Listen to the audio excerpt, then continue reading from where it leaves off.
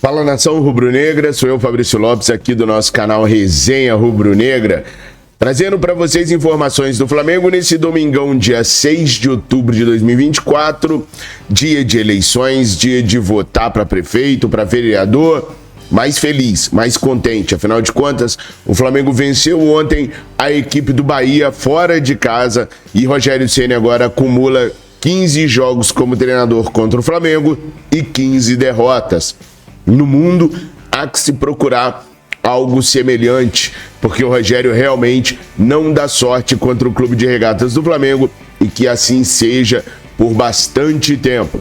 Com a vitória sobre o Bahia, o Flamengo não avançou na tabela de classificação, não teria como, mas exceção feita à vitória do Botafogo sobre o Atlético do Paraná, os outros resultados de quem estava à frente do Flamengo até que foram bons para a equipe rubro-negra. O Palmeiras empatou em 0-0 com o Red Bull Bragantino.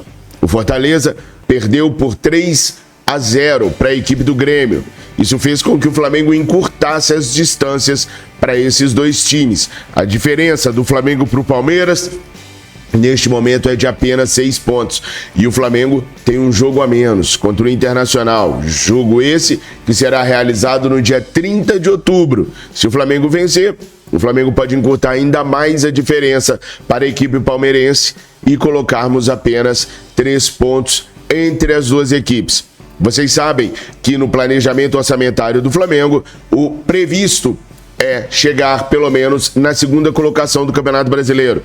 É claro, se a gente pensar que o Botafogo é o líder e pode vir a ser o campeão, ser o segundo colocado do Botafogo não é nada interessante. Mas do jeito que a equipe do Felipe Luiz vem ganhando força, do jeito que a equipe do Felipe Luiz vem demonstrando disposição, quem sabe, se o Botafogo tiver aí uns 2 ou 3 tropeços, a gente possa chegar. 3 tropeços seria o ideal. A diferença do Flamengo para o Botafogo hoje é de 9 pontos. Botafogo com 60 pontos conquistados, Flamengo com 51 pontos conquistados. 3 tropeços do Botafogo e o Flamengo chega. E aí, meu filho, se deixar chegar, já era. Nação, domingão, curta, comenta, compartilha os nossos vídeos. Aliás, eu quero pedir um favor para você.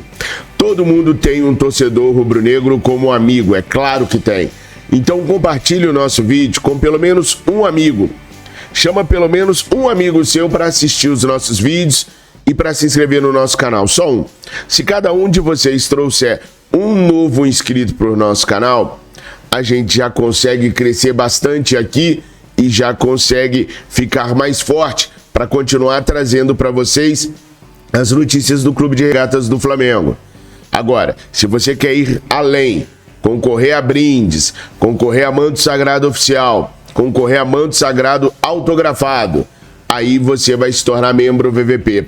Por apenas R$ 1,99, você pode nos ajudar, sendo um dos grandes patrocinadores do nosso canal, através do Clube de Membros. É só clicar no link que está na descrição desse vídeo, no comentário fixado, ou no botãozinho Seja Membro, para você se tornar um membro por apenas R$ 1,99. Aí você vai estar nos ajudando de verdade mesmo a ficar aqui no YouTube, protegendo o nosso canal contra ataques e também ajudando financeiramente a gente a ficar com essa infraestrutura que foi montada para o canal grande e que agora a gente tem que arcar com ela, recomeçando tudo. Aliás, esse mês de outubro agora marca um ano que a gente perdeu o nosso canal maior de 600 mil inscritos. É um mês bem complicado, bem difícil, bem sentimental para mim. Mas eu tenho certeza que com a ajuda de vocês a gente vai conseguir permanecer aqui por muito mais tempo. Então, torne-se membro VVP e traga só um novo inscrito pra gente. Cada um de vocês, só mais um novo inscrito. Valeu? Nação, Flamengo jogou muito bem contra o Bahia novamente. Algumas peças da equipe do Flamengo não funcionaram da maneira que deveria. A marcação sobre pressão, ela não funcionou, mas a marcação com linha alta, sim. Vou explicar para vocês. O Felipe Luiz continuou empurrando o adversário para o seu campo defensivo, assim como fez contra o Corinthians. Só que a marcação alta que o Flamengo fez contra o Corinthians, ela foi seguida de uma pressão muito grande, até por jogar em casa. Jogando fora de casa, lá em Salvador, o Flamengo continuou fazendo a pressão alta, a marcação alta, subiu as linhas para marcar a saída de bola do Bahia, mas não fez uma pressão tão intensa quanto a pressão que fez em cima do Corinthians. Ainda assim, induziu a equipe do Bahia a errar por muitas vezes. Na saída de bola, o Bahia chegou a dar até escanteios para o Flamengo. E o Flamengo produziu boas ações ofensivas. Continuamos com o mesmo problema de finalizarmos pouco. Trabalhamos muito a bola, mas chutamos muito pouco. Quem chuta muito essa bola, e ainda assim eu acho que é muito pouco, é o Gerson, que vira e mexe, arrisca um chute de fora da área, mas não sendo ele, a gente não tem mais um Arrascaeta chutando, a gente não tem mais um De La Cruz chutando, e isso me intrigou muito.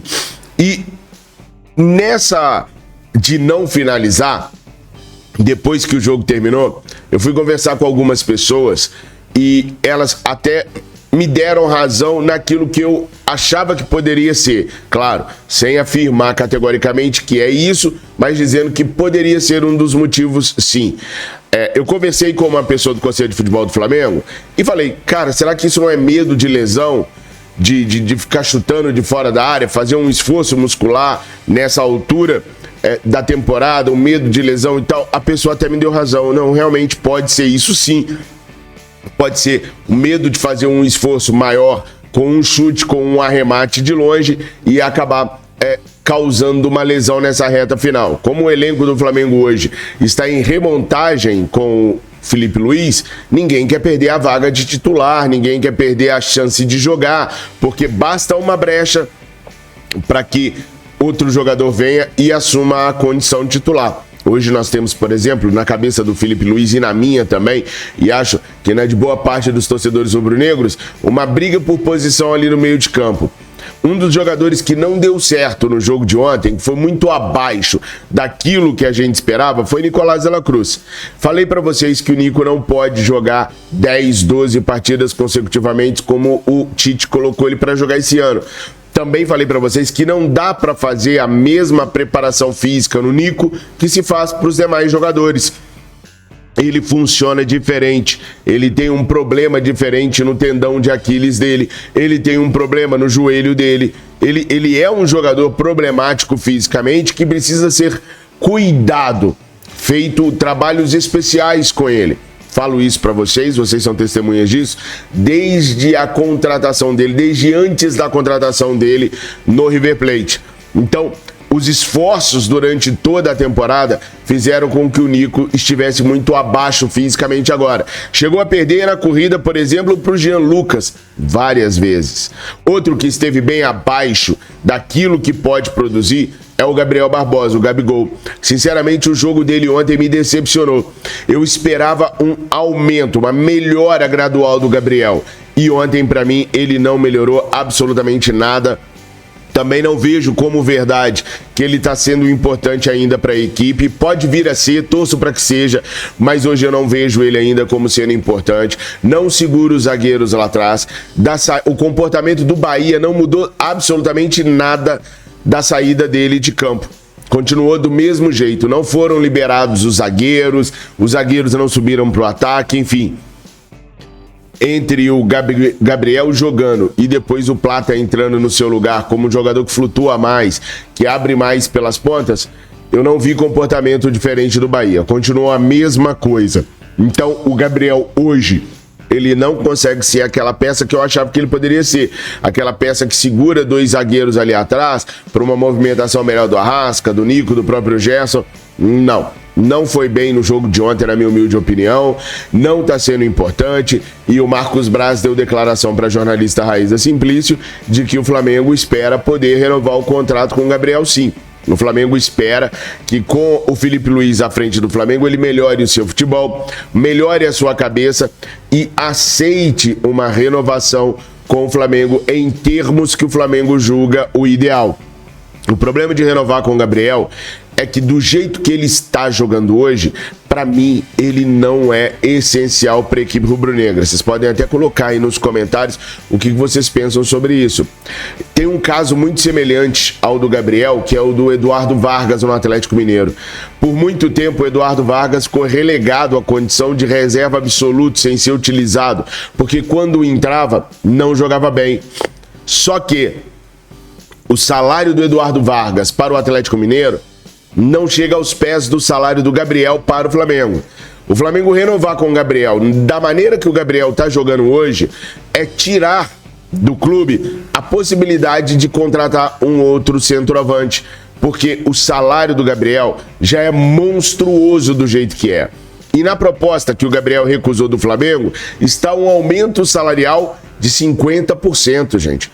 Então, se o Gabriel ganha 1,5 milhão de reais por mês, a metade disso é 750 mil.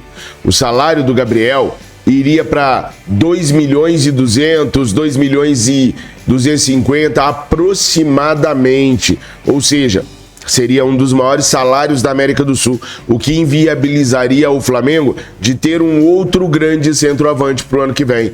É verdade que o Cruzeiro também tem interesse e o Gabriel é a cereja do bolo do Pedrinho BH para o próximo ano. Mas, se o Flamengo renova com o Gabriel nesse patamar de futebol que o Gabriel tá, vai ser, para mim, a maior sabotagem que uma gestão que está saindo fará com o clube para uma outra gestão que estará assumindo. Coloca nos comentários, vocês acham que pelo futebol que o Gabriel está mostrando merece sim uma renovação? Coloquem aqui, por favor, quero muito saber a opinião de vocês sobre isso. Bom, o Bruno Henrique, é até difícil de avaliar o Bruno Henrique. O Bruno Henrique esteve muito abaixo daquilo que a gente sabe que ele pode produzir? Sim e não. Por quê? Porque nesse ano, o Bruno Henrique jamais mostrou para nós um futebol grandioso como ele tinha anos atrás. O futebol que o Bruno Henrique apresentou ontem foi um futebol muito bom. Ele se apresentou todas as vezes, teve boas jogadas pelo lado esquerdo, deu um trabalhão para a equipe dos caras, só que na hora do último passe, na hora de tomar a decisão para fazer o encerramento da jogada, o Bruno errou em quase todos os lances. Então, ele jogou mal? Não. Do que eu venho presenciando o Bruno Henrique jogar, ele não jogou mal. Mas ele está muito aquém do Bruno Henrique mais inteligente para a finalização de jogadas que a gente já viu no Flamengo. Então eu gostei da participação do Bruno, foi muito voluntarioso, apareceu o tempo todo, serviu como válvula de escape para o Flamengo. Gostei do entrosamento dele com o Ayrton Lucas, tá? Gostei muito. Por quê? Porque o Felipe Luiz botou o Ayrton Lucas para trabalhar por dentro quando chegava ali no ataque do Flamengo. Eu falei que o Felipe Luiz ia corrigir isso, lembra? O Tite não conseguia, o Felipe corrigiu. Os dois agora entendem que um tem que vir por dentro para o outro ir por fora. Então isso aconteceu várias vezes durante o jogo ontem, com Ayrton Lucas produzindo por dentro, dando a ponta para o Bruno Henrique, sem embolar, como acontecia com o técnico Tite. Bom, voltando a falar do Bruno Henrique, teve boas participações e péssimas tomadas de decisões. Ainda assim, o gol do Ayrton Lucas sai de um cruzamento do Wesley para o Bruno Henrique, que arremata no centro do gol, o goleiro espalma para o lado, e aí, como o Bruno Henrique vinha por dentro, o Ayrton Lucas pôde entrar por fora. O Ayrton Lucas acabou entrando por fora. Entrando por fora, a bola sobrou ali, ele faz o gol. O segundo gol de lateral esquerdo na era Felipe Luiz. O Gabriel estava onde nesse lance, né? O Bruno entrou e o Gabriel não estava na posição para poder fazer a conclusão. Aliás, o Gabriel teve duas oportunidades de concluir a gol. Nas duas ele chutou de pantufa. Com 3 minutos, o Gerson dá uma enfiada de bola pro Gabriel. Era o Gabriel se consagrar e abrir o placar. Ele chuta de pantufinha e o goleiro não tem dificuldade nenhuma de fazer a defesa. No segundo lance, ele sozinho, ele chuta de pantufa de novo e vai para fora. Tudo bem que dessa vez ele estava em condição de impedimento. Aliás, o Gabriel tem ficado muito em impedimento. Eu sou o tipo de pessoa que acha que o impedimento é culpa de quem lança.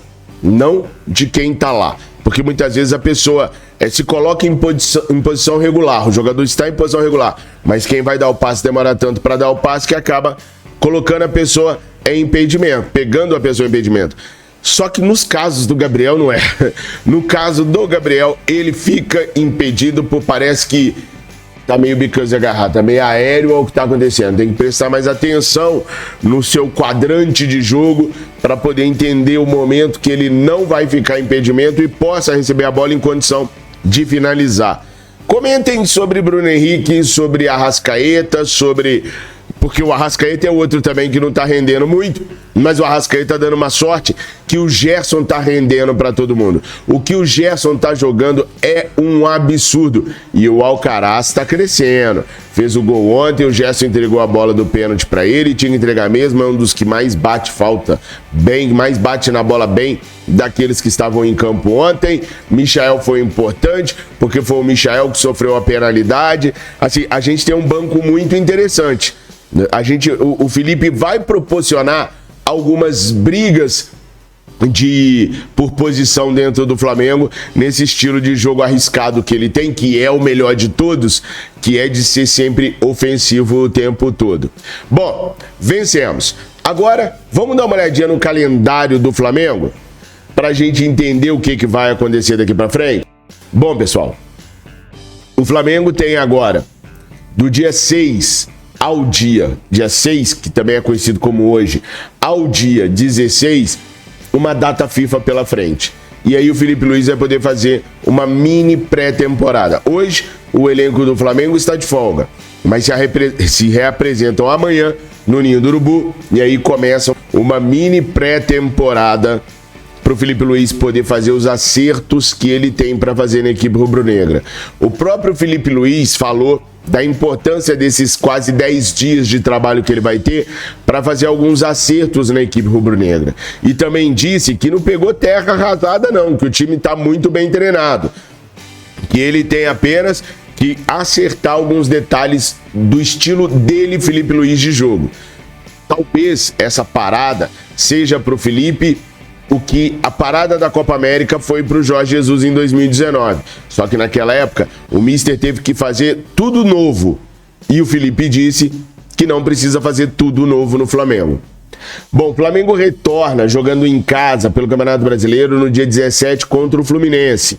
No dia 20, o Flamengo faz a derradeira e última partida da Copa do Brasil contra o Corinthians, lá em Itaquera, pela Copa do Brasil. No dia 26, o Flamengo volta a campo pelo Campeonato Brasileiro contra o Juventude, às 19 horas. Em casa também. Aí a gente sai no dia 30/10 para o sul do país, para às 19 horas fazer o jogo que estava atrasado contra o Internacional de Porto Alegre. Aí vem um monte de jogos onde eu coloquei asteriscos nos horários, porque a CBF ainda não confirmou os horários, tá? No dia 6 de novembro, às 21h30, a gente pega o Cruzeiro em Belo Horizonte pelo Brasileirão. No dia 10 de novembro, faremos a final da Copa do Brasil, se Deus quiser. Passando pelo Corinthians, nós faremos a final da Copa do Brasil, muito provavelmente contra o Atlético Mineiro, adversário do Flamengo, no dia 13 de novembro. Então podemos ter aí 2 jogos consecutivos contra o Atlético Mineiro. O do dia 10 da final da Copa do Brasil, se nós passarmos pelo Corinthians e eles passarem pelos viceínos. E no dia 13 do 11 às 21h30, pelo Campeonato Brasileiro no Maracanã. No dia 20 de novembro, às 21h30, enfrentaremos o Cuiabá, que venceu o São Paulo ontem e fez o Flamengo abrir 3 pontos para a equipe paulista, que pressionava o Flamengo na 5ª colocação com 1 ponto a menos apenas. Então o Cuiabá, que venceu o São Paulo, no dia 20 de novembro, será o adversário do Flamengo no Maracanã. E no dia 24 de novembro, às 16 horas, o Flamengo pega o Fortaleza no Maracanã. Depois, aliás, lá, tá? Lá no Castelão. Dia 24 de novembro, 16 horas, o Flamengo pega o Fortaleza lá no Castelão. Depois disso, são só mais 3 jogos e aí encerra a temporada do Flamengo. Então, essa é a nossa tabela, o nosso calendário daqui até o final da temporada. Aliás, faltam 3 jogos aí para o final da temporada, tá? Os jogadores do Flamengo entram em campo por suas respectivas seleções a partir do dia 10 de outubro. No dia 10, nós temos Equador e Paraguai, Plata servindo a seleção do Equador, Chile e Brasil. Pulgar e Gerson defendendo Chile e Brasil. No dia 11, nós temos Peru e Uruguai. Aí nós temos o Arrascaeta, o Nico e o Varela defendendo a seleção uruguaia. No dia 15 do 10, nós temos Colômbia e Chile, Pulgar em campo. Às 17h30. Às 20h30 nós temos a gente tem Arrascaeta, Nicolás de la Cruz, Varela contra o Gonzalo Plata do Equador. Uruguai e Equador. E às 21h45, Brasil e Peru. Gerson em campo pela seleção brasileira. Nação, essa era a minha análise e avaliação do jogo do Flamengo. Eu deixo aqui para vocês as indagações sobre a renovação do Gabriel, sobre o comportamento do Bruno Henrique em campo, os problemas físicos do Nicolás de la Cruz e do Arrascaeta, e a maestria e a grandeza de um maestro que vem cada dia mais ocupando o espaço no coração rubro-negro, que é o Gerson. Curta, comentem, compartilhem, tragam um amigo pra cá, tornem-se membro VVPs. Tamo juntos. Fiquem com Deus, um excelente domingo. Consciência na hora de votar. Saudações rubro-negras.